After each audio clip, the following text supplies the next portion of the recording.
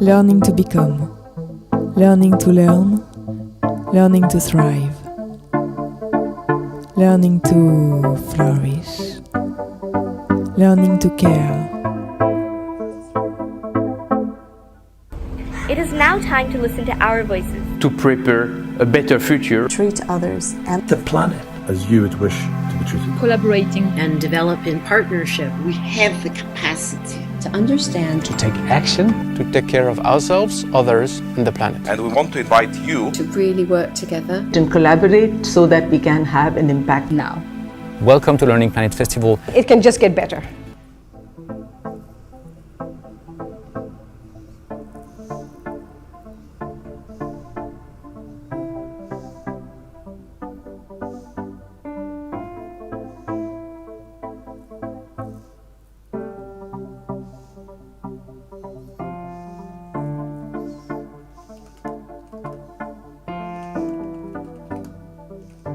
Learning to become, learning to learn,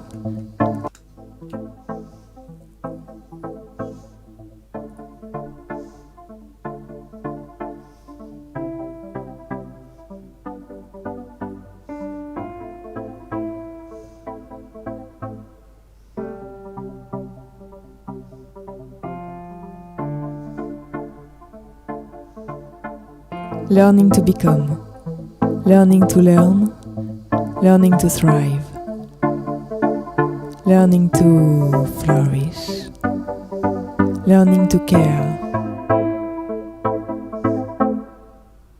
It is now time to listen to our voices. To prepare a better future. Treat others and the planet as you would wish to be treated. Collaborating and develop in partnership. We have the capacity to understand, to take action, to take care of ourselves, others, and the planet. and we want to invite you to really work together And collaborate so that we can have an impact now. Welcome to Learning Planet Festival. it can just get better. We will do a first round of short meaning 5 to 6 minute interventions by all of them in the order in which they appear in the program, asking them to react to how the session is introduced. And in particular, the introduction says that we should question what learners need to be to understand, to know, and to do. So I push this question to you, ladies and gentlemen, and I hope you will address that from your experience, but also from your feelings as a human being. You know, how do you think this could be addressed? Let's start with Alison Bellwood, founder and CEO of the world's largest lesson, who is presently in London. So, Alison, what do you have to say? Thank you, Carlos. Thanks for your introduction and for inviting me today. I think it's great for you to ask us to speak as human beings, not just as professionals. And from my perspective as a human being, I am a parent. You know, I'm a parent of 4 children, and I speak a lot of what I feel about education today is informed, is informed by that, and then of course my work. So just almost to set the context for myself in which I'll share my feelings. Sustainability to me is not just about, you know, what a lot of people naturally believe it to be, which is sort of climate and environmental issues. Sustainability to me is everything to do with the way that we live on this planet, how we treat each other, how we progress and how we grow, and how we enable everybody to be part of that experience, and that no one is left behind from that. So that's the context in which I will share my thoughts about learning. And overall, I think it has to change fundamentally. I feel that education has not caught up with the world in which we live, and it is falling further and further behind. And the most recent experience that COVID has thrown up for so many learners all over the world is shocking and upsetting. But on the other hand, I also hope that it sets the tone for enormous change as we go forward through the next few years and building back better.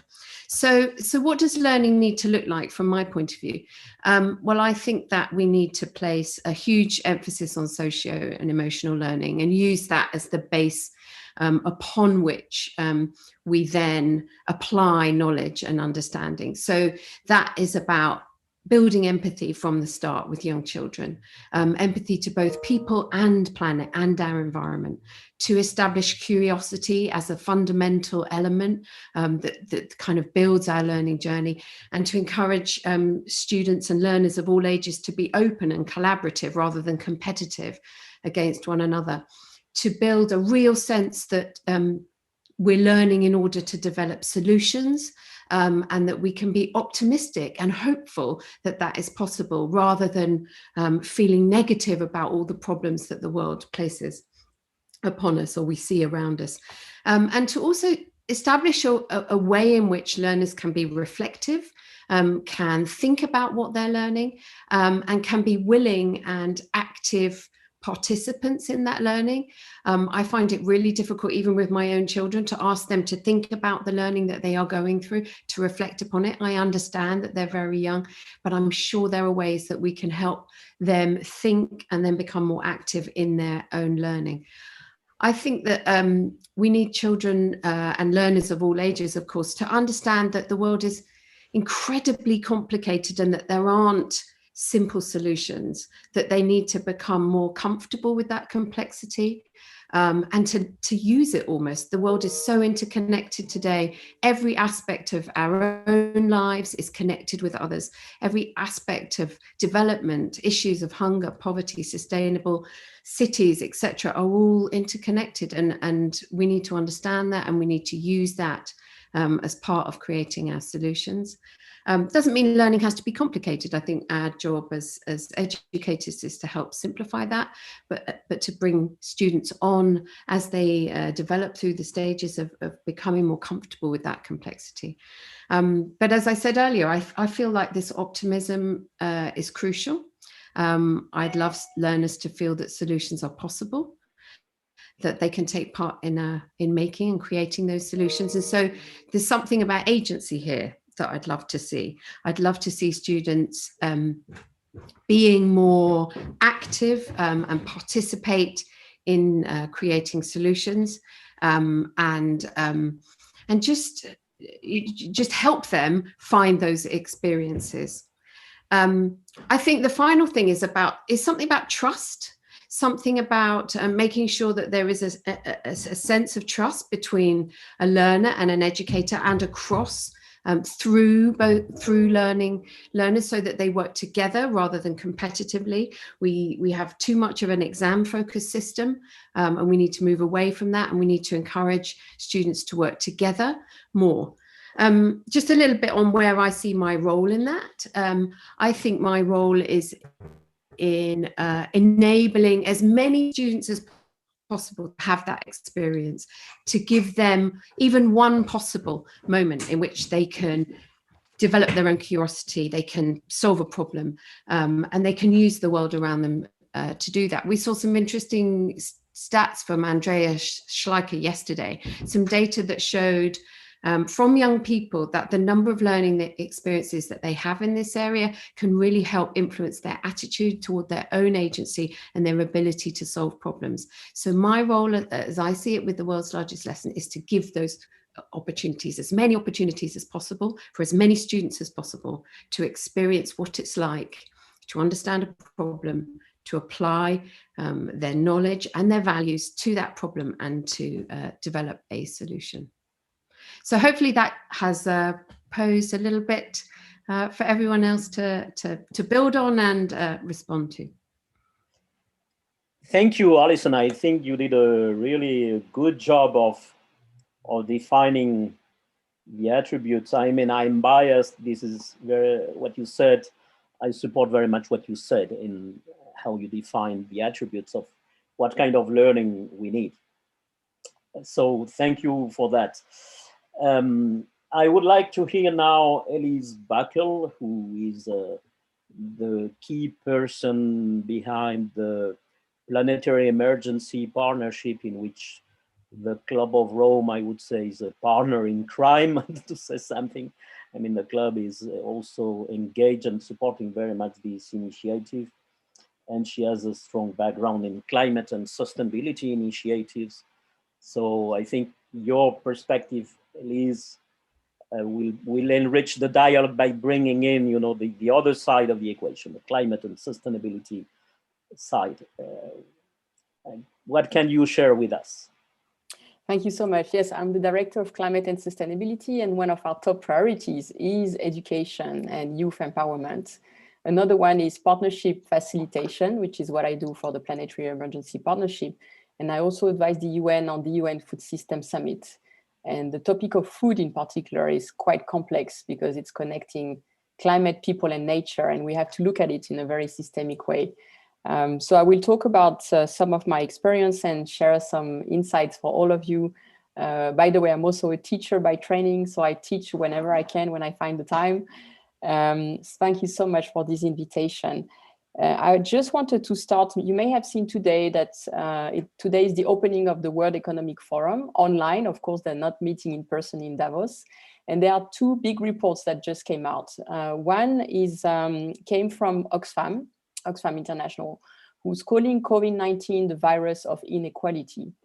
So of course we knew that, but to have figures on the table is really quite shocking. And what the report is showing is that actually that the billionaires are actually getting richer and richer. After a quick drop at the start of the pandemic, they are now getting richer again, whereas the poor people will need at least 10 years to catch up. So this is a major social crisis. This is why we are talking about a triple planetary emergency, an emergency for people, an emergency for climate, because we know that the planet is warming at an accelerating rate. We have now 9 out of the 15 tipping points that are being triggered in terms of the melting ice, the Amazon forest that is burning. You've seen all these fires around the world, and the oceans are warming up. So this is really, really urgent. But also the biodiversity crisis with more than 1 million species that may disappear in the next few years. So this is a major crisis for people, for climate and nature. And the only way we can address this crisis as learners and as facilitators and teachers is to look at it through a systemic lens. So I'm now going to turn into your question, what do learners need to be, understand, and do? Where I think really the starting point is to have a systemic vision of this crisis, and to reinforce what Alison was saying is we need more solidarity in this world. I mean, this Oxfam report is really shocking.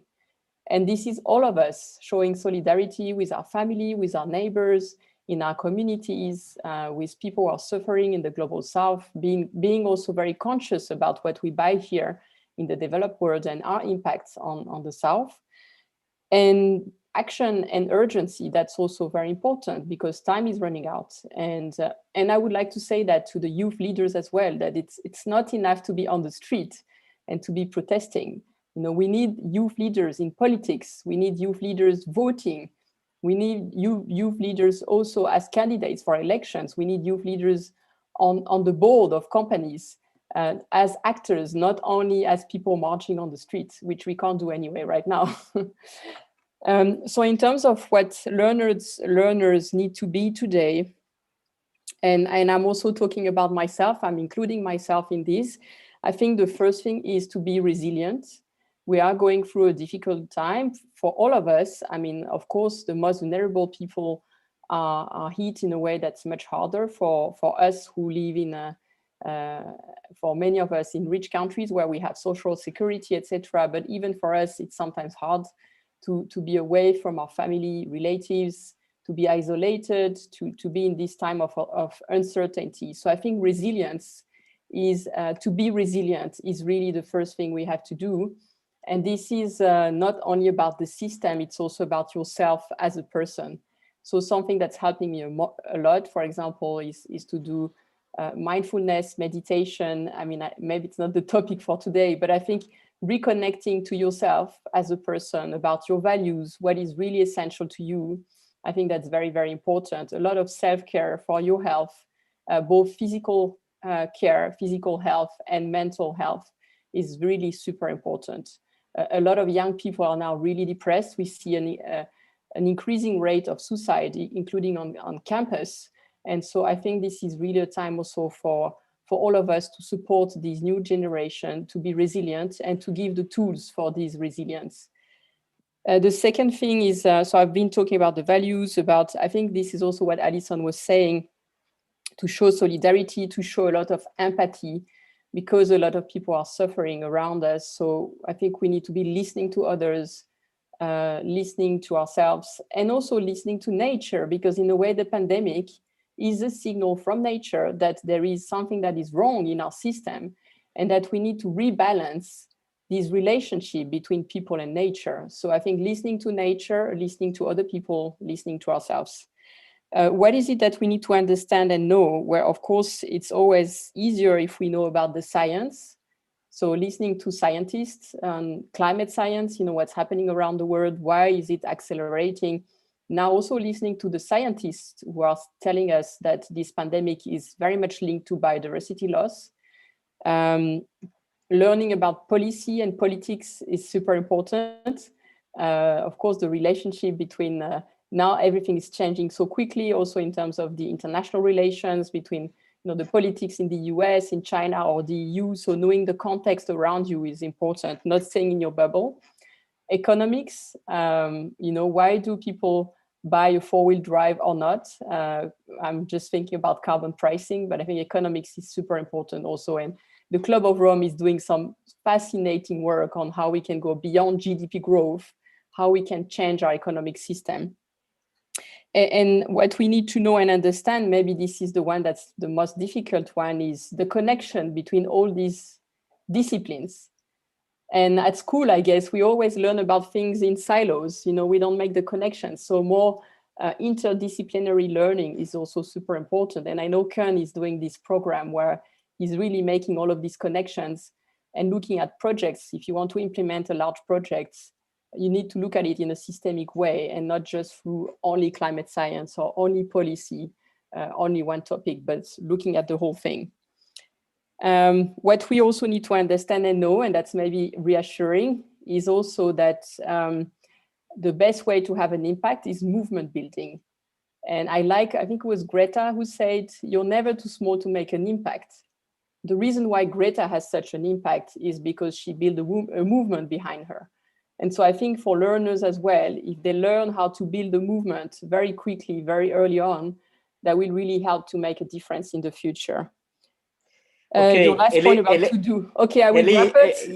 Yeah, because the time is running out. Sorry to play the role of the bad cop, but no I worries. have also to take just care the of last word is to do, action now.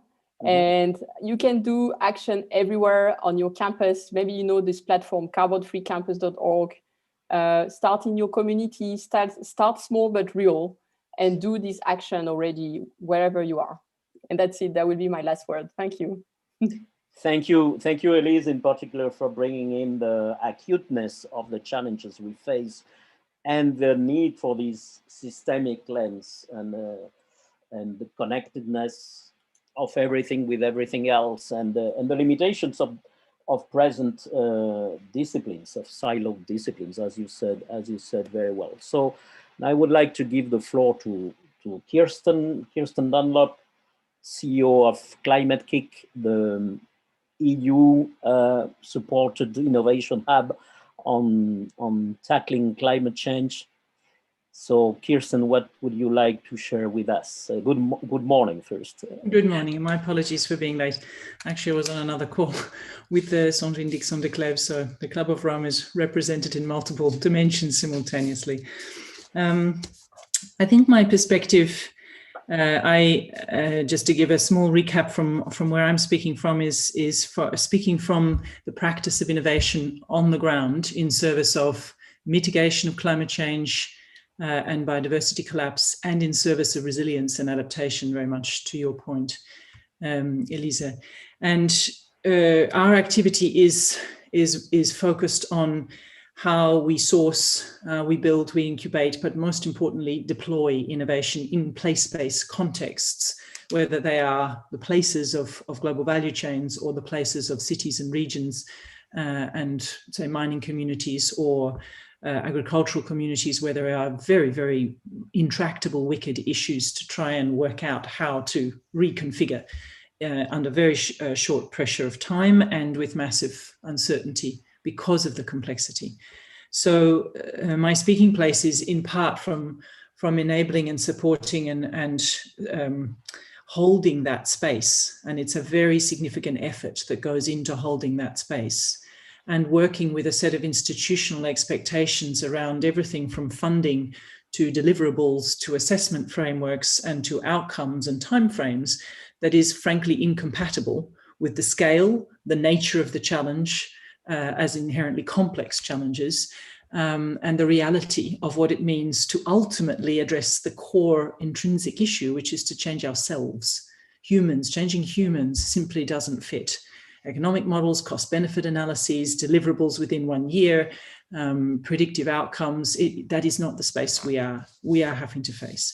So when I come to the question of what learners need to be, first of all, for me, the relationship between learning and innovation is absolutely interdependent. They are two sides of the same coin. In order to innovate, you need to be capable of learning constantly. In order to learn, you are effectively practicing an innovation of yourself. And if that self is a business identity or a small community or a street or a neighborhood or a whole city government, that's the game you're in. That's the act. So if I think about, in my experience, previously working in corporate contexts of helping very large listed organizations transform themselves at the core, and now looking in the climate space at the much, much grander scale and challenge we face, we need learners, first of all, to be every single person engaged on the ground trying to do something about climate. There is no meaningful distinction between a learner, somebody formally subscribed to university programs, sitting in a training room or acquiring information. We are learning our way into the future. That means that we all need to be explorers. And in order to explore, we need to be able to listen. And in order to listen, we need to listen to learn, not to listen to prove the point we already knew or to fix what we see, but genuinely to try to understand and see around the edges of what it is that we think we understand. And for that, it helps if we are humanists. I think one of the most exciting and inspiring acts I have seen the European Commission do is to pick up the idea of a new European Bauhaus, not necessarily for the legacy of the Bauhaus itself, but specifically for the principle of bringing art and science together in the effort of addressing sustainability, because it asks us to be humanists, which asks us to then learn how to think and to question and look at the assumptions we're applying in what we're doing. And then again, the notion of experimentation. Learners need to be experimenters, learning in contexts. The challenges of sustainability are specific. They're local, regional, global, but they're very specific. They're about meaning and identity, what people eat, because their sense of self is vested in that identity and context for literally centuries, how they choose to move about, how they choose to be. I think the final point on what learners need to be is in relationship, and that very much goes to what we've already been discussing, the sense of the interrelationships between things, but critically the relationships between people, that does help widen a sense of self, create greater social and emotional resilience and well-being, and begin to bring in the different perspectives that we require to forge a different sense of identity that is attractive enough to embrace an identity around what it means to live and work sustainably. We're missing reference narratives, not reference narratives for what we need to stop doing, but reference narratives for what we might want to aspire to become. Where is our vision of who we are when we're living genuinely in respect of each other and our planet? And it's hard to unpick something solid enough to mobilize and to attract movements beyond utopias, something tangible, gritty, messy, but part of our world. So for me, that brings to what do we need to understand? We need to start by understanding, invest a hell of a lot more in understanding ourselves. Make it mandatory in every single educational initiative, every single funding initiative, every single board, that we take some time to think about adult development, to think about the way humans relate, that we pay attention to what we're working with when we're working in any form of relationship with one another and with our context, and that we acknowledge the role and the power of meaning. Again, in a lot of our focus, we've been focused on substitution solutions, on technologies, on engineering, on ways of kind of wrangling ourselves out of the problem by using by using the tools that extend our brilliance and our ingenuity. Very, very rarely in that same moment have we asked ourselves, how is this meaningful? How does it tell us something about who we are, why we are, that inspires? And we're going to need that if we want to mobilize generations to work, to close gaps and work with each other in very tight timeframes to fundamentally change the substance of life.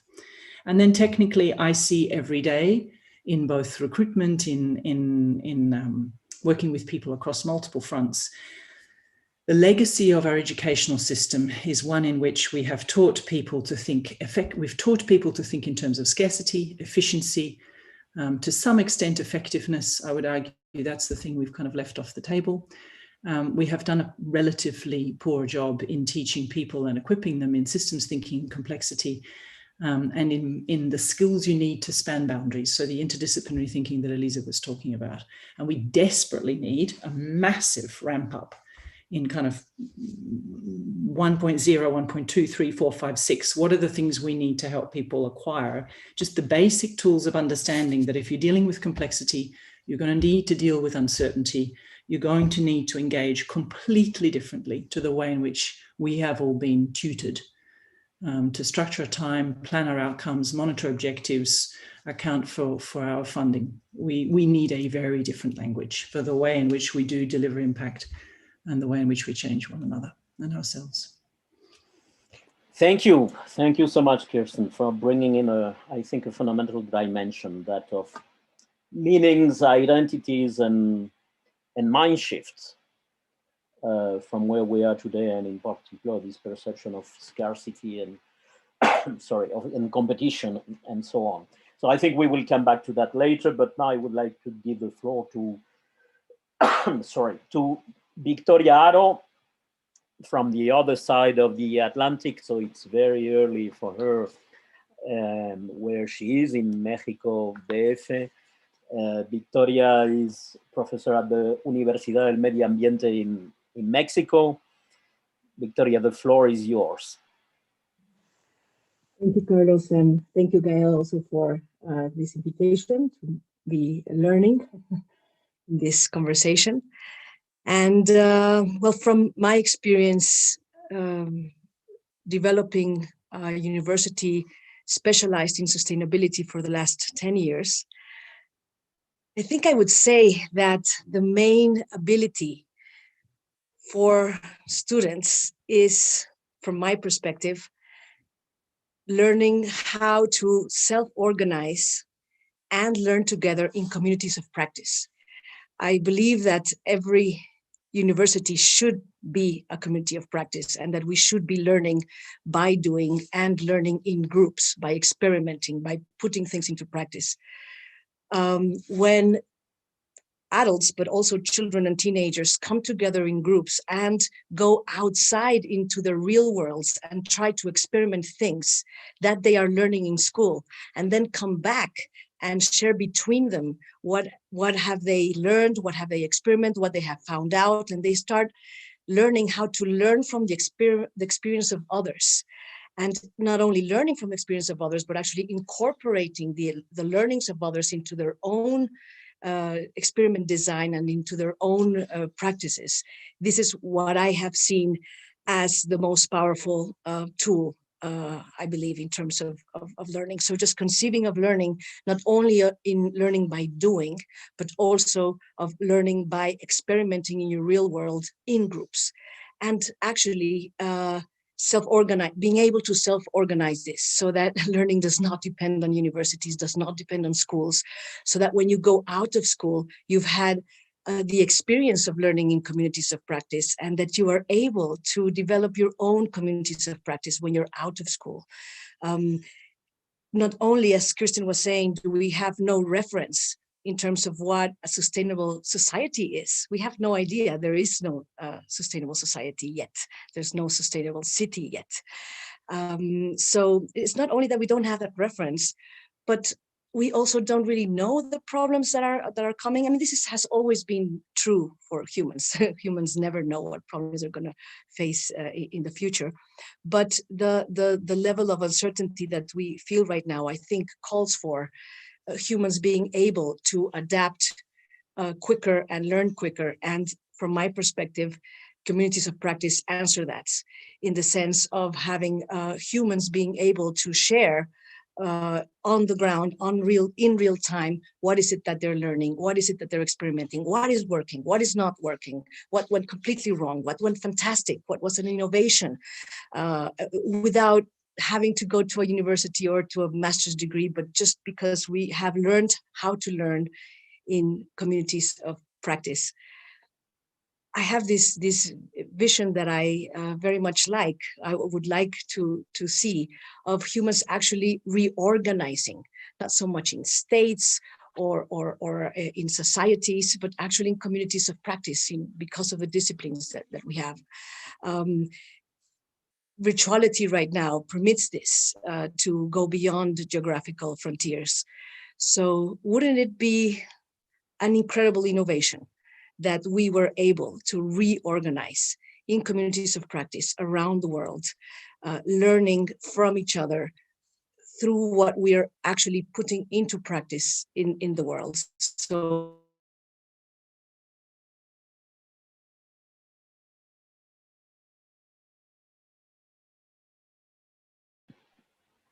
I'm sorry, I think I lost internet for a bit, but I was saying that for me, universities should aim to become communities of practice and permit the conditions for students to experiment, self-organizing and learning in this way. So this is, I guess, my only point.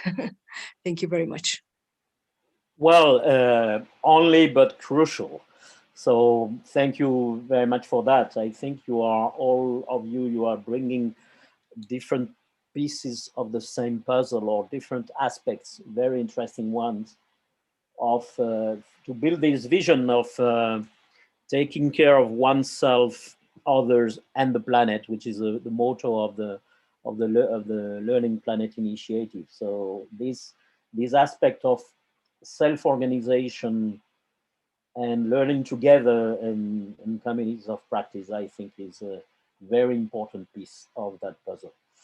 But now let's listen to Gaël Mingui, Director of International Development at CRI, Centre de Recherche Interdisciplinaire in Paris, and one of the guilty persons for this whole thing, the Learning Planet, this festival. What are your feelings, Gaël? Thanks, Carlos. I feel privileged to be here with all of you, and it's it's some sort of a dream coming true to see that all the different persons that are working on this critical topic can get together, and then we can start maybe something which might be a seed of a movement, because I totally agree, Elise, that we need something which is on a much broader scale. Here it's a session between people that have been working on this for many years, but this is something that we need to let go to empower much more people. So I think I totally agree with everything which has been said, and I think all the different aspects has been highlighted already. So I try to add the CRI, or the Learning Planet perspective on it. I think one of the problem that we have, I mean, education has so many different problem. It's yesterday, Andreas Leicher presented a good portrait of how obsolete it is, with one figure which is quite astounding is there's 1 people out of 10 at 15 years old that don't know the difference between, that only 1 person out of 10 that know the difference between a fact and an opinion. So in the world today, where it's so much technology, science-driven, where there's so many fake news, and in the face of the complexity, the magnitude and the interconnectedness of the problems, when you hear that, it's going to take a lot of time and a lot of efforts to actually put the education on the right track. So we need to. What is it that we need to learn and do? I think understanding the problems is absolutely critical. I mean, there's so many people that just do not know what is the problems and their nature and their complexity and interconnectedness. And Ron is going to give an example of how scientists can help provide some critical ideas to help people understand those problems. Framing the problem is of course essential, and so finding solution given the complexity. No one is going to do it alone. No one, not a single person, not a single lab, not a single company, not a single country. We have to work, we need to go for radical collaboration on a scale which is unprecedented, because the problems are unprecedented. The sustainability in a way is the fact that humanity is engineering problems faster than abilities to find solutions. So that gap is growing. So we need to find more solutions and more ability to solve. But this is this would feel like a little bit like a positivist or technophilic perspective. But I think one other thing that has been said already in this session, and I think we're going to explore more, is the fact that this will work only if we agree on objectives that are the true purpose of where mankind should be heading.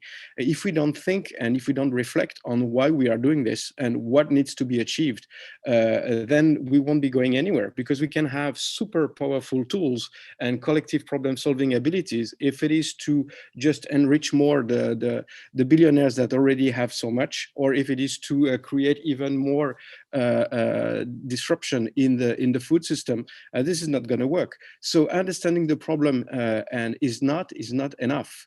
We need to have, at the same time, we need to have radical collaboration. We also need to have radical empowerment of people and radical ability to increase the awareness and the consciousness of what needs to be done.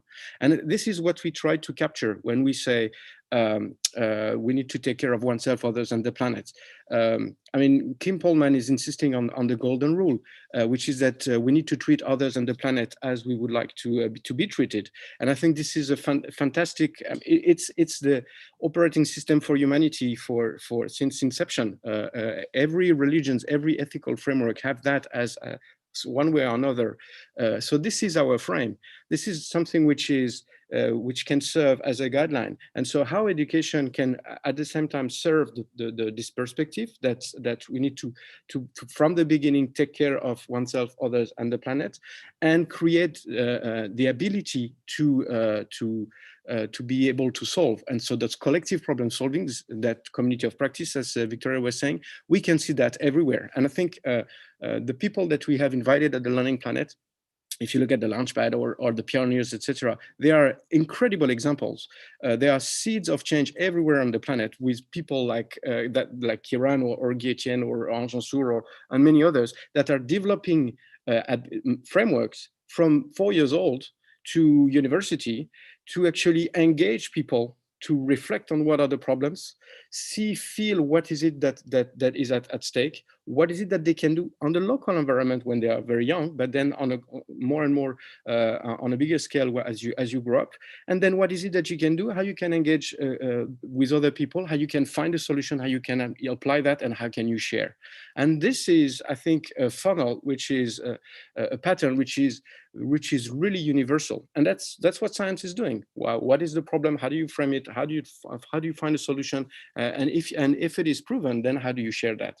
So we need to have that collective problem solving perspective to be developed at very young age, so that if a child learns how to do that at 4 years old, 5 years old, 6 years old, it becomes a change in his mindset, so that when we have problems, how do we actually find solutions to tackle that problem?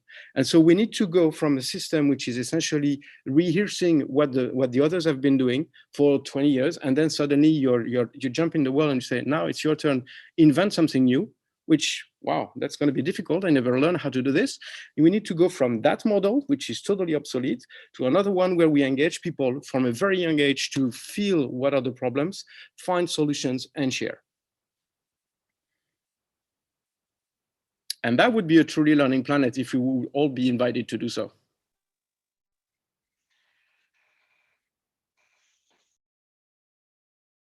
You're mute. Sorry, I was mute. Thank you for using the expression "fill the problems." But I like that you mentioned something. Humanity is creating problems faster than solution, which reminds me of something Laurence Toubiana, the French ambassador to the COP, to the Paris Agreement, said in one of our Club of Rome meetings. You know that there is a gap. And this is pretty obvious in what you have all said.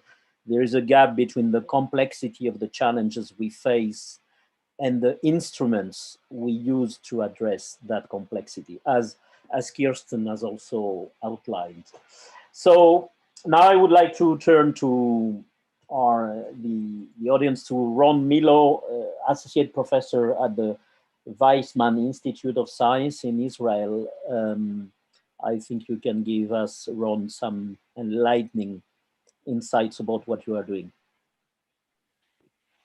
Thank you, Carlos. So I come from the Weizmann Institute in Israel, and I play a role both in heading a lab that looks at the age of the Anthropocene, the current age of us humanity affecting the globe from a quantitative perspective, as part of my work in the Department of Plant and Environmental Sciences.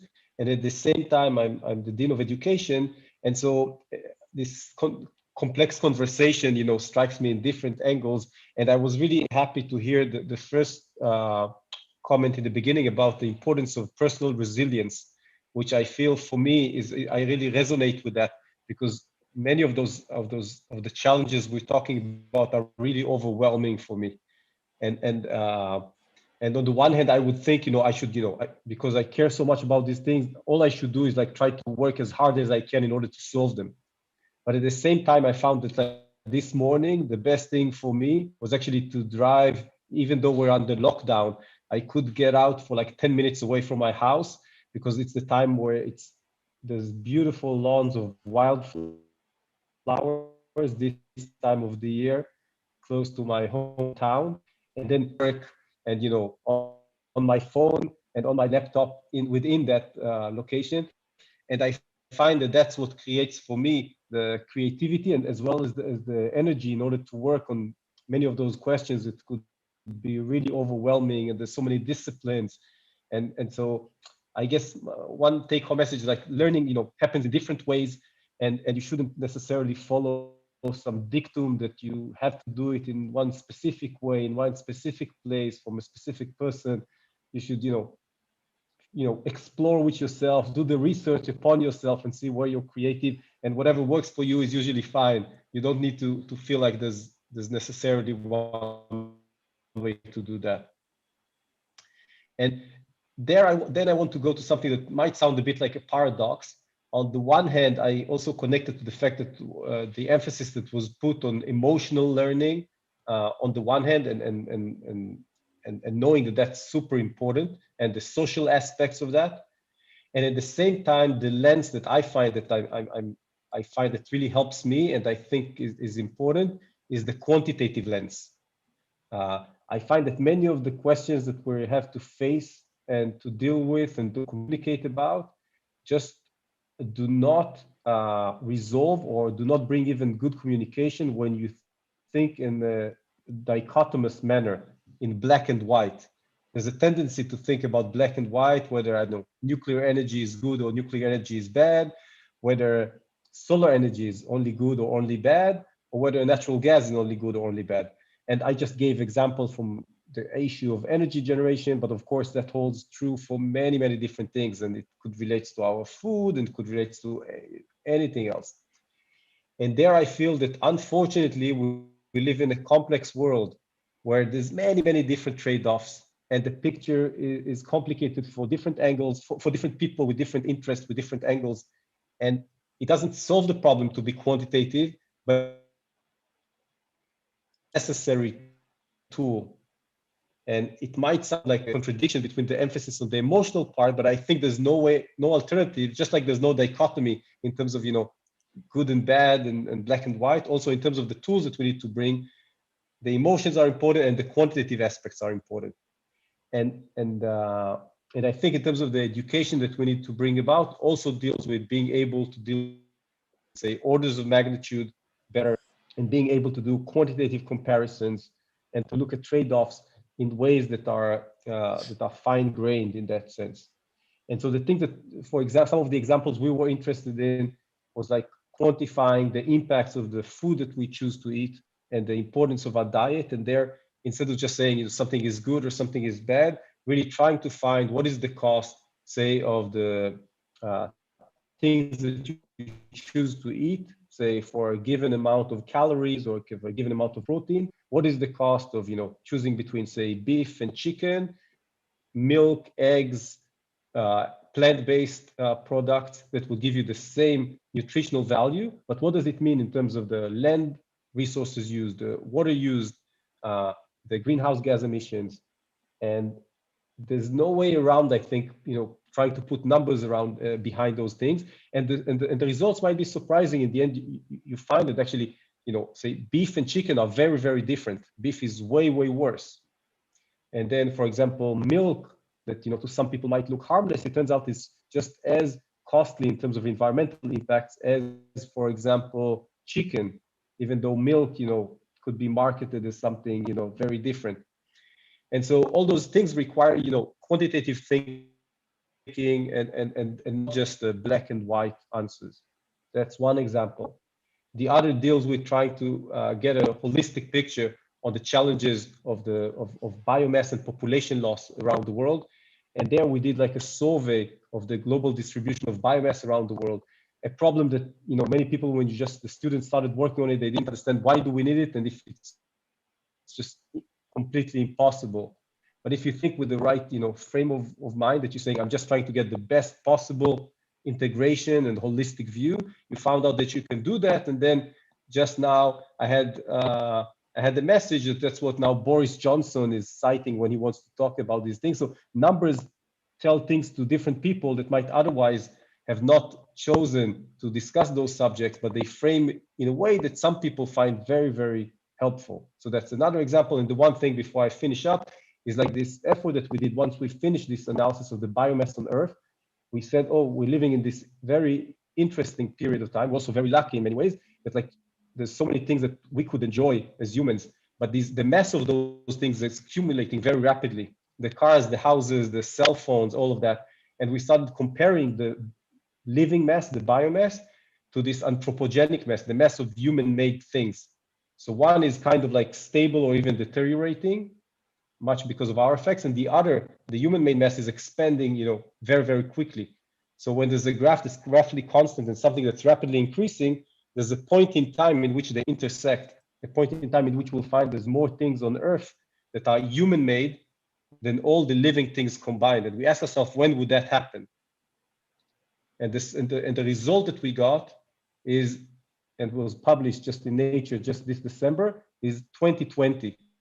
So we are just at the cusp of that transition, that point in time, where we're transitioning to the fact that there are more human-made things than all the living things on Earth. And I think this sort of alternative ways of thinking about it, I think, can maybe combine between the emotional and the quantitative in a way that I think is important, I think should be part of the education for the challenges that we're talking about. Sorry if I was over time. I'm getting a bit emotional when I started talking about this. That's very good. I mean, I asked you to bring your emotions, so thank you for that. And and for putting emphasis on this aspect, which I think is fundamental. And I will depart for a second from my role of chair and animator to say something about that, because this is a key issue. Our appreciation and judgment we put on complexity in particular. That's part of the mind shift we need, is to start understanding that complexity is not a problem. It is a characteristic of life. I mean, life is complex. So if you want simplicity, you have another option, life or the simple option. If you choose life, it is complex, sorry to say. So this is not a problem, but we are still in a framing in which we use too often the separation between, for instance, the separation, and if we separate them, they become contradictory between emotions and reflection. You put these examples of between emotions and quantitative analysis. Sorry, they are not contradictory. They are different manifestations of our intelligence. And let's stop ignoring, or let's stop neglecting the parts of our intelligence to which we don't have conscious access. So this is so much related also to what has been said by all of you about the role of culture, the role of arts, of humanities. Kirsten also talked about that. We are whole human beings, emotional and rational, no contradiction between both. No good side, the rational one, and the bad side, the emotional one. We are whole human beings. Let's accept that. Let's accept complexity as a fundamental characteristic of life, and let's enjoy it. But now I would like to hear Kirsten emails, what he has to bring to us after this already so rich dialogue. Kirsten is founder of the Climate Action Project, working with many schools around the world. So, Kirsten, what do we want to share? Hi. In addition, I've been teaching for 20 years, and I'd like to speak as a teacher today.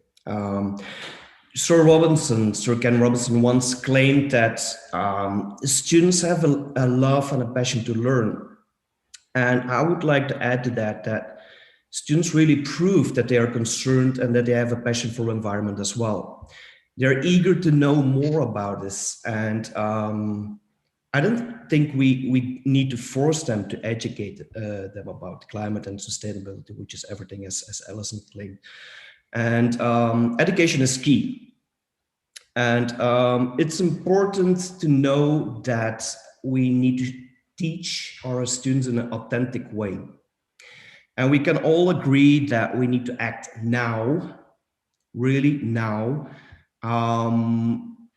And it's a misconception that it would take too long as a solution to teach students, because they will start acting now, they will start influencing their friends, their parents, and it's a change bottom up. We need a change both of those, like top down and bottom up. But for that, when we speak about education, we need a different pedagogical approach. What do we really want? Do we students being able to memorize a definition about climate change? Or do we want students being able to come up with real working solutions and taking meaningful actions? Well, I would say we need both. In order to call on governments, we need our students to be well informed. Knowledge is important, but we also want to go that extra mile, and that requires a different pedagogical approach, basically. And that is something what is really tough for certain countries. Some countries have real issues with project-based learning, shifting to skills, etc., etc. Other countries don't really have issues with those. But we already mentioned the gap, and Tony Wagner once mentioned a huge gap between getting a degree and finding a job. And he addressed a lot of skills, which are basically the same skills as are on the list of the World Economic Forum for the skills we need by 2030.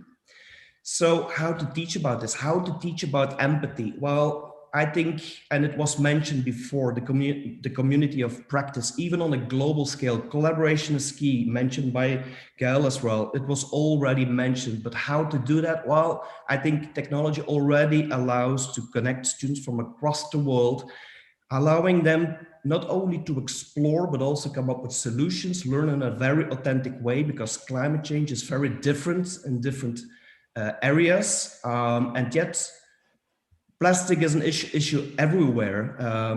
There has been research that there's plastics, microplastics in 80% of tap water on a global scale. There is even microplastics in 93% of bottled water. I think we have some issues over here in the world, and we need to empower and allow our students to come up with solutions for those.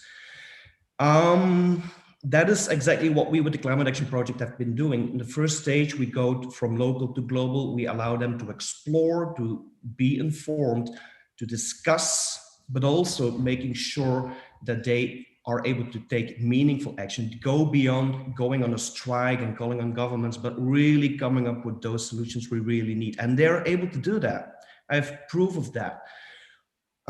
Those skills I mentioned, they involve like critical thinking, empathy, creativity. Lots of teachers struggle how to do that in the classroom. Well, it's easy by discussing and tackling climate change. When you want to tackle critical thinking, just take one website with fake news about climate change. When you want to bring empathy in the classroom, how to do that? Well, set up a call with students in Sierra Leone, where in one classroom died 2 students because of mud floodings. That is what actually happened during our project. That's not just like something what is not happening, So we really need to make sure that we can do this, but it's tough. It's hard to institutionalize and to formalize this kind of education. And it's kind of weird as well, because what we learned through this pandemic, through COVID, is that we need to start training our new teachers how to teach on a distance, how to teach using technology. Agree? But yet it's so tough to find ways to institutionalize climate education, to strive for compulsory climate education. There's only one country on the earth, which is Italy, which has compulsory climate education. I have been in a task force set up by the Ministry of Education in Belgium, climate and education. It took us 10 weeks to come up with one definition for climate change. So we didn't come up with a solution how to teach about it and how to bring this into formal education. It took us so long, and it is tough. It's really hard to come up with a good framework and the good information, which is solid. But we have to do this. We have to go beyond those definitions. We have to make sure that we allow our students to do more. And in the end, I think it's important to know that this is not really about being informed. This is about a change of behavior, and with that, a change of mindset of society as well. And to end, just to address Anne Snick, she had a question about the SDGs being a good framework for education. Well, I think yes, the SDGs are a good framework. I think some areas are still lacking. We need a few more SDGs maybe, but I think the crucial part to add to those sustainable development goals is pedagogy for a teacher. That is the starting point of everything. Thank you. Thank you, Okun. So we still have half an hour, so that gives us time to have another round of interventions. Before that, I would like to outline some aspects of what has been said, but also the missing parts, or maybe, or to frame this second round. One is about the vision, and it has been commented several times also by Anne Snick in the chat, the need of this vision of the future, narratives, whatever you call that. Am I always worried about the fact that we recognize the complexity of the challenges, and we can even accept that, as I said before, as complexity as a characteristic of life. But a second later, we still want the clear roadmap to a nice future in 10 easy steps. You know, we recognize we are in a mess, and by the way, maybe the mess is like that because life is like that, but we want a plan, and we want a linear plan to get to that future, which I think is weird. I mean, this is a very personal statement and a provocation, of course. We cannot ignore what we have learned from the best of thinking on system thinking, on complexity thinking. I'm referring to Donella Meadows and her expression dancing with systems, and all to the works of the Batesons, Gregory Bateson, Nora Bateson, Mary Catherine, and others, you know, that we cannot ignore what we know about complexity when we try to fix the mess which we have, which is about making emerging new configurations of how we deal with ourselves, with others, and with the planet. So that's the first point. The second point is, I think there is a fundamental role to play by what I call the front line. I mean, I've talked about mind shifts, about self-organization, communities of practice. You have said, several of you have said, well, education institutions as they exist today do not seem well prepared for the shift we need. So this calls for a huge change, and huge changes start in places, may start small, but we need a dynamic of self-reinforcement, and they may start in many different places. And that's what I call the front line. And in that front line, I see a particular role for youth, for women, for populations in difficulties, for people really facing the challenges, but not in an abstract way, facing them every day, and how to get them out of the binary dilemma of denial or anxiety. So my question to you for the second round would be, if you had to point to one or two or three particular ideas which could accelerate the change, this change in mindsets, change in the ways we address issues, in which we organize ourselves to learn together and so on. Thinking about the 1, 2, 3 ideas that you think can accelerate that, what would you say? And I mean, for ease, I will go in the same order. Alison, you have now a short time, right? Okay. Just a couple of minutes. Sure. Okay, very much on the spot. I think one of the solutions, I think your frontline point is very interesting, and I think in my world, the front line is the teacher working in a situation on the ground where they don't have huge support. They're working in a difficult setting. So the solution to me in that regard has to be giving them the tools and the skills and the training to be able to then bring all of these different aspects into play in the classroom. My focus is of course, as Koens is, on younger students. So there's something about new ways of training teachers, and there are programs being tested and developed to help teachers access new ideas and teaching via social media tools like WhatsApp and using connectivity in that very contemporary, very fast way to inspire. I think one of the solutions on the ground is Koens' project. I think the Climate Action Project is a great way of helping the front line to bring something new into the classroom that marries both understanding what's going on and then collaborating on solutions. And there are others of those, Kieran Sethi's, for example. And then also, I think, there are countries that are getting it right.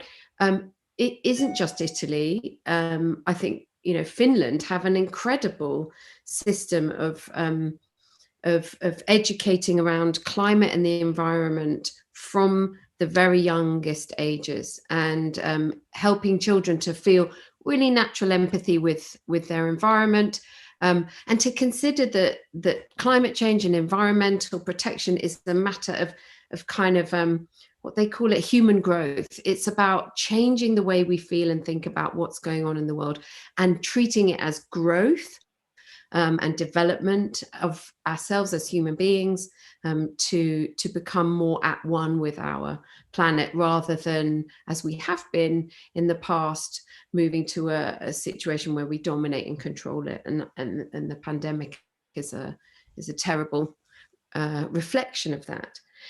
So I think those are a few things that are going on that I would look to see if we can scale and replicate in other parts of the world and make this change start to happen.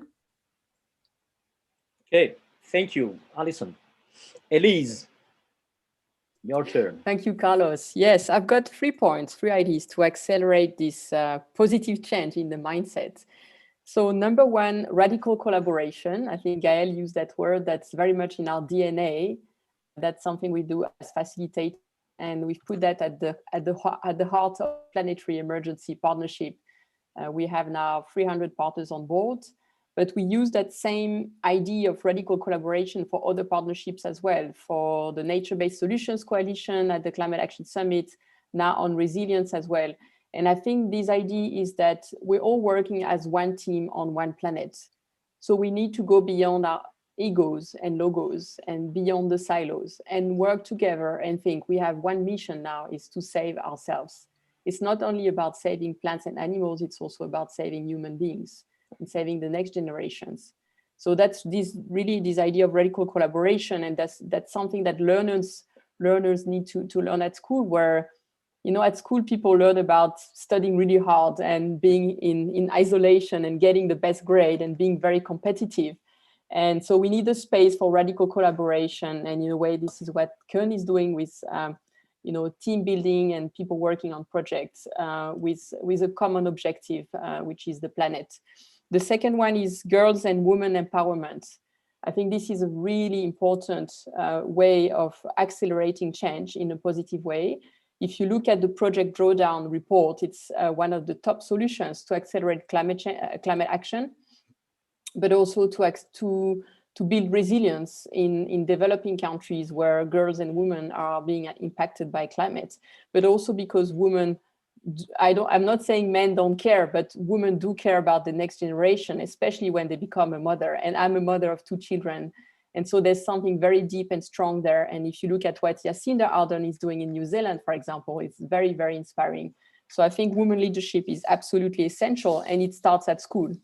And the third one is about what Kirsten was saying, our values, being humanist and connecting to ourselves, connecting to others, connecting to nature.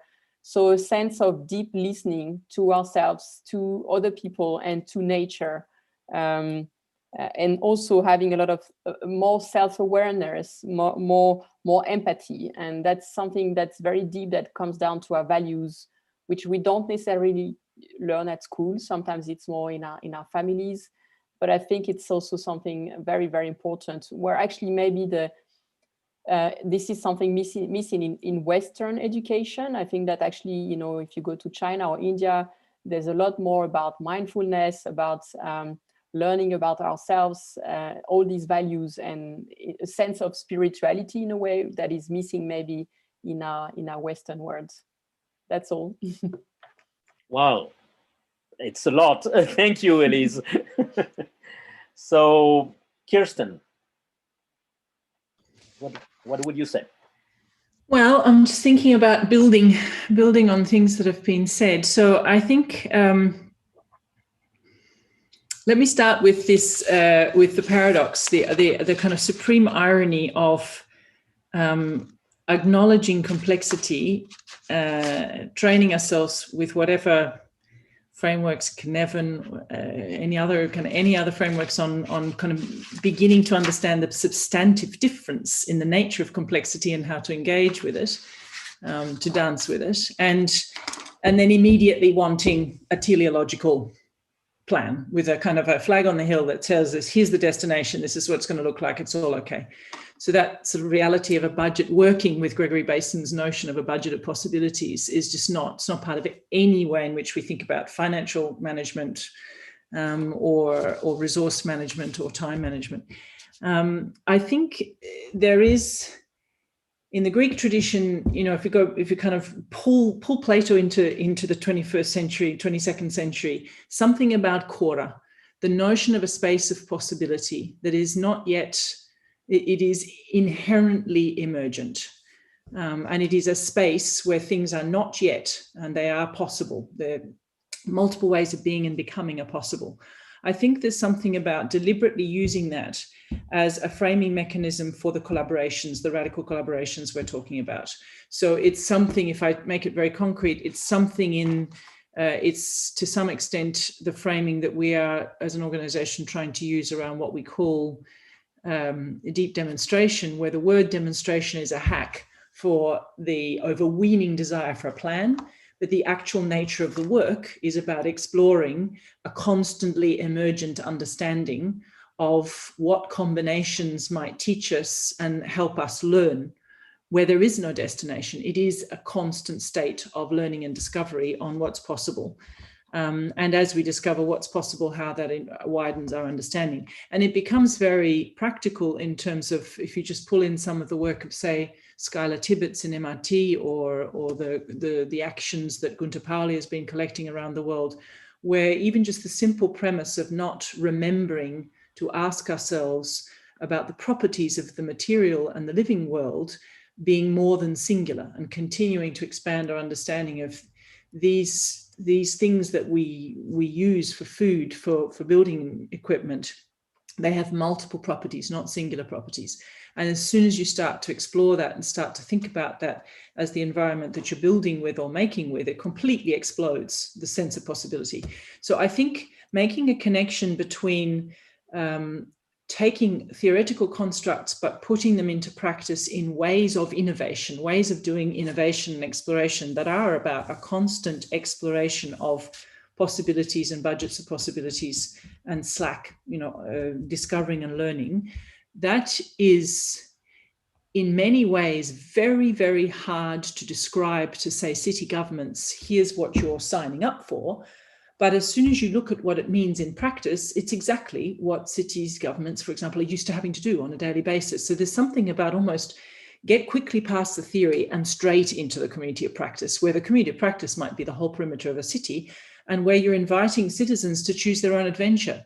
This street chooses one particular waste management, the next street chooses one particular algae solution, and they confront each other on a daily basis. What's working? Why is it working? What do you like? Can we have some of that? How does that work? And you're already in a space of emergent learning.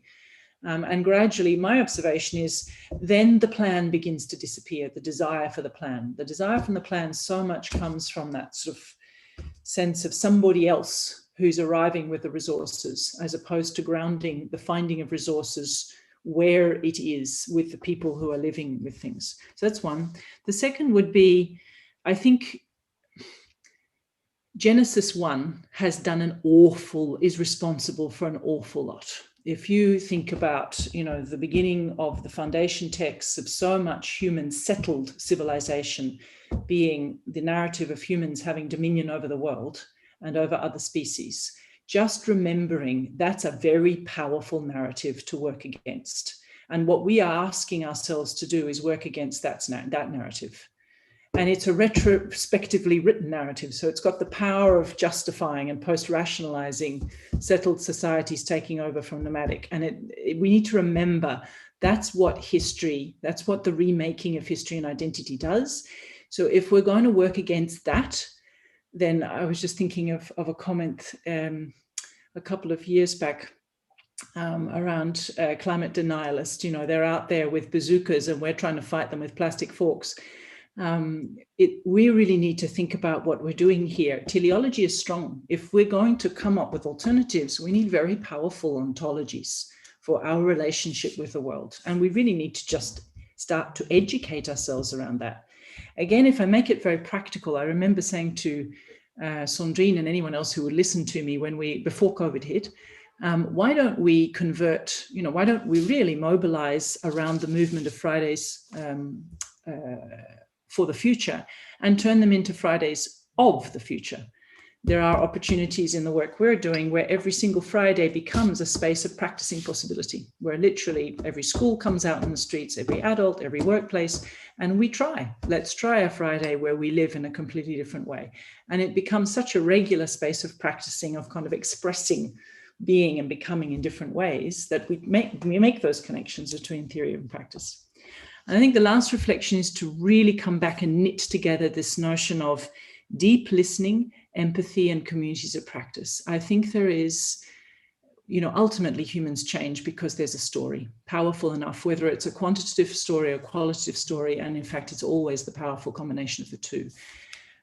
Understanding the kind of structuring, the ur narratives that we tell ourselves, and pulling those up to the surface. Some of the work that we're doing in Poland and in the Basque region on working with organizations that specialize in that, you suddenly see the doors to alternatives as you begin to understand the narratives that structure here are narratives of limits. They're not narratives of expansion, or they're narratives of loss. If you can change that underpinning structure, you open the door to all sorts of mindset shifts. But it's the relationship between identity and context told as a story that locks us into what we're doing or gives us the chance of choosing different options.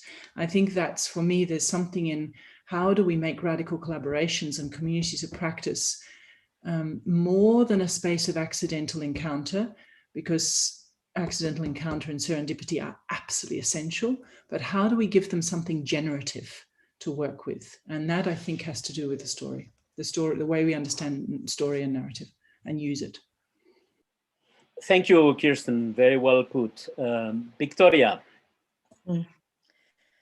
Well, picking up on story and narrative, I think that one crucial mindset, idea that humanity was born today.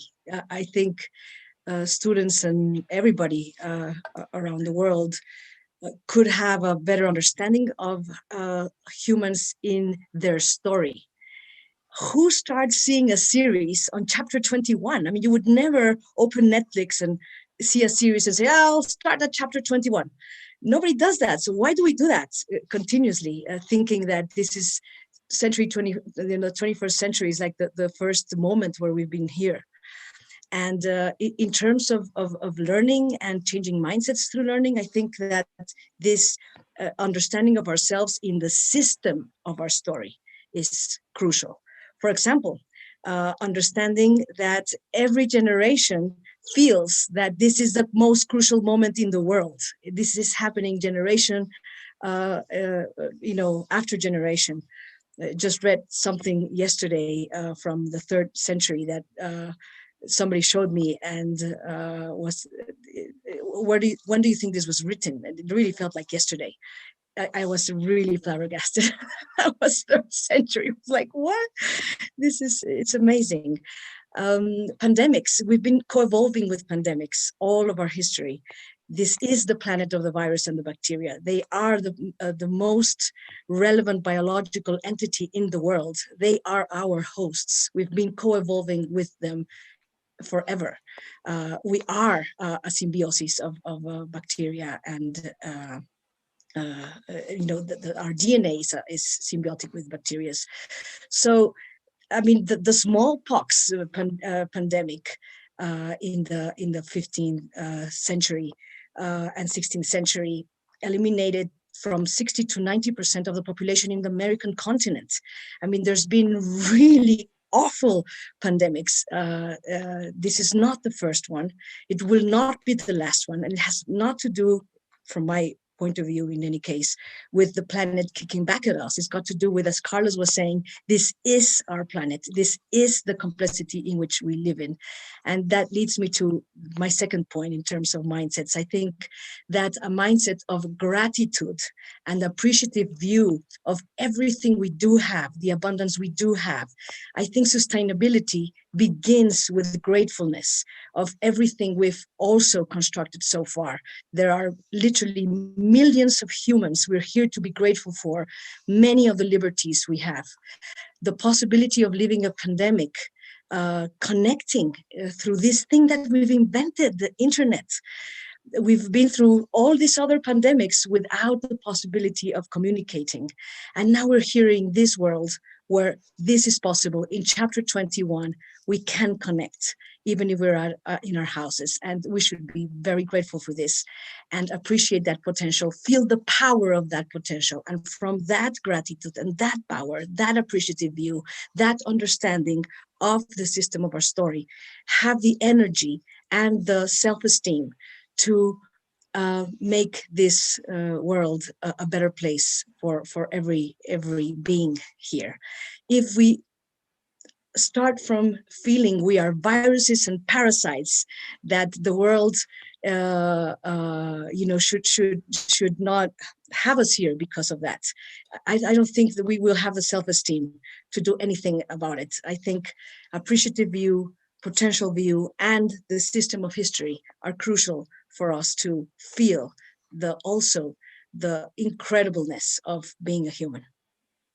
Many thanks, Victoria. Very, very inspiring. So, gentlemen, with time is running out, but I will give you still some time to answer this question about what is your idea. Just one, please. The idea you proposed as accelerator. Gael. Yeah, thanks, Carlos. I'm going to be very quick and provide two. One is to move from GDP to well-being as an indicator. And it's not New Zealand is doing it. New Zealand has created a budget based on well-being. So if we shift the objective and the purpose of our society, we go a long way. At least we can start something interesting. The second is we need to move from education to learning. We are not here to provide the recipe and say, this is how you need to work, and this is the boxes, and this is a need you need to learn. And then we see, we are all born scientists. It's been shown by scientists, Alison Gopnik. And so we are all explorers, and we are all listening from nature. We are all learning from our mistakes, and we can all learn from one another. So know thyself, know the others, know the planet, take care of yourself, take care of oneself, take care of the others, take care of the planet. Everything there is related to the fact that it has to emerge, as you say, and this complexity of nature, the complexity of humanity, has to be embraced and cherished, nurtured, so that it can flourish. So everyone should be able to find its ikigai, and in that way, education is certainly not the right word or the right framework for that. And we need to help the teachers to go from I know and I teach you to you are a fantastic human being and I'm going to help you grow to your full potential. And that is a very different, but that can be learned and taught. So I think that would be my recommendation. Very good. Thank you, Gael. Ron. So just to resonate on some of the things here, I think you often get what you measure. What you measure drives what you get. So it was mentioned here in terms of grades and whether that brings us to the radical collaboration that we're looking for. It was mentioned about GDP versus alternatives that we are interested in. It was mentioned about whether we do or do not have a carbon tax. So I think all of those elements really shape what we'll be getting. And I also, the other thing I wanted to resonate with is about the gratefulness and the gratitude. So I think we should recognize that the fact that there's like 7.7 billion people on Earth, that many of them do have a good quality of life, means that, there's a lot to be thankful for. And at the same time, we should understand we have no way to bring back the wheel completely. Like there are prices that are being paid by the fact that there's many people who are enjoying many things in their life and world. And in that sense, I think it would create an emotional problem if we think that we could not pay any price. There are prices that have to be paid, and we are also enjoying many things at the same time. So we need to just find how to minimize the penalties, how to find the best possible balance within that. And I think that's a more realistic point of view, and one that would ensure that we actually don't get burnt out, but rather find some sort of a better balance. Thank you, Ron. Kuhn. Okay, just very brief. This was some kind of eye-opener for me as a teacher, but Jean Leif stated in 1979 that teaching is neither necessary nor sufficient to produce learning. And she wanted to state two things. Education is all about learning and students, and we don't even need teachers for doing that. What I want to say is and this is an answer to Karima Kadawi's question, we need to listen to our students, and radical education, collaboration, also implies that teachers start learning from their students. That is really a taboo right now, but we need to make sure that that is happening. Second, very brief anecdote. When I was speaking to students in China, they booed on a video about Greta Thunberg. And so we were like, wow, they have issues with climate change or what? They're not open to learning about it, but it was just culture. They are not used about girls being angry to elder people and to their parents, but they were really open and concerned about climate. That one thing I want to add to this is that culture is often disregarded in research. We always try to find one solution when it comes to education and climate, but we have to focus more on different areas because they all require a different approach. Thank you. So just to finalize, it is of course impossible to summarize the very rich dialogue we had, and much less in 3 minutes. So I just want to put to add 3 drops, building upon what you have said. One is about this change of mindset and change of framing of how we interpret what we perceive. We don't have a direct access to reality. We have perceptions which we interpret in certain frameworks. And of course, the shift of mindset is a critical condition for what we are talking about. And building upon what Victoria just said, maybe we can look at ourselves as emergent phenomena of viruses and bacteria. This is how life and complexity works, by creating emergent phenomena. So we are an emergent phenomena of the whole history of evolution on the earth, and that started with viruses and bacteria, right? So this also means that this is a very, what we discuss is a very selfish issue. This is not about taking care of the planet and other species in nature. It's about avoiding suicide. Bacteria will continue to be there after we left if we don't change our course. So that's the first point. The second point is that an image I often use now to frame these discussions is a nice picture, 19th century picture of, drawing of a small girl in front of a mirror, of a looking glass. And without saying anything, everybody understands, oh, that's Alice going through the looking glass. And I think this is the right metaphor for the journey we have to get engaged, which is, as Kirsten and others said, it's a journey of exploration. We don't know exactly what we will find on the other side of the looking glass, but this is an exciting adventure of opening the space of possibilities and exploring together what we can do. And what we can do for something which is, in a way, a paradox, which is learning what we already know. A lot of what we are talking about, we already know. And most of it, I would say, since ancient times. Plato was mentioned, but we could also mention indigenous wisdom, indigenous cultures, and their completely different relationship with nature compared to the one we have today. So there is a lot of knowledge out there. We call ourselves the knowledge society. Let's try to be the learning society and the learning planet by learning at last what we already know. And I would finish with this, thanking all of you. It has been a fantastic session and very inspiring. I hope attendees have enjoyed and profited as much as I did. Thank you, all of you. Thank you. Thank you, Carlos. Bye, Gael. Goodbye. Thank you, Thank you very much. Well done, everybody. Yeah, well done. Very rich. Can I ask a question to all of you while you're on the line? Do you know of Neil Harbinson and Moon River? They're a couple. They're the two officially recognized cyborgs, legally recognized cyborgs. I was just thinking of our conversation thingy. There are two people to go and check out. I would say Neil Harbinson and Moon River. I'll put them in the chat.